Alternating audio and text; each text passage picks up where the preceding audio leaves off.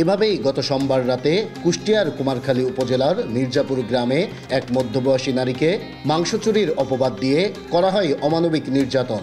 শিলাইদহের UP সদস্য শাহ আলমের নির্দেশে প্রতিবেশী রিপন আলী, স্ত্রী মুক্তি খাতুন, কাশেম আলী সহ স্থানীয় বেশ কয়েকজন মিলে ওই নারীকে গাছের সাথে বেঁধে চালায় অমানবিক নির্যাতন।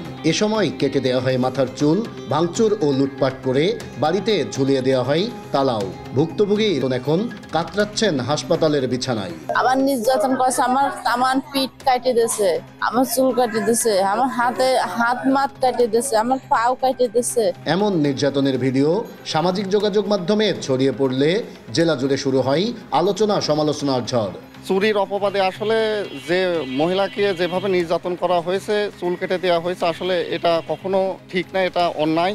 যে অপরাধী হবে তার জন্য দেশে আইন আছে, আইনি পদক্ষেপের মাধ্যমে সেটা যা হবে মেনে নেওয়া যায়। অভিযুক্তদের দাবি, ইউপি সদস্য শাহ আলমের নির্দেশে গাছের সাথে বেঁধে রাখলেও কোনো নির্যাতন করেননি তারা। তবে এ বিষয়ে কিছুই জানেন না বলে সবকিছু অস্বীকার করছেন মেম্বার শাহ আলম।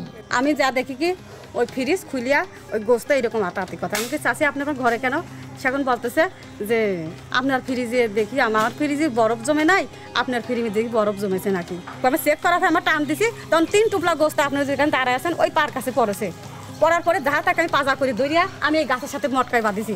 মেম্বারের হুকুম পাইছি, সে চুরি করছে, ধরা পড়ছে, তখন চুরি করছে, তোমরা বিচার করো। আমি আসি তো, যেহেতু এটা আমি জানি না, না এসব ব্যাপারে আমি কিছুই জানি না। মাথার চুল কাটার বিষয়েও আমি ওই সময় আমার নখদর্পণে ছিল না। পুলিশ বলছে নির্যাতনের সাথে জড়িত 3 জনকে গ্রেপ্তার করেছেন তারা।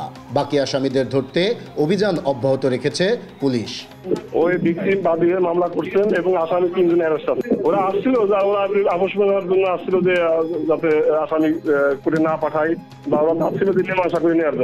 নির্যাতনের ঘটনায় ভুক্তভোগী ওই নারী 7 জনকে এজাহার নামীয় আসামি করে মামলা করেছে কুমারখালী থানায়। এতে আরও অজ্ঞাত আসামি করা হয়েছে 5 থেকে 7 জনকে।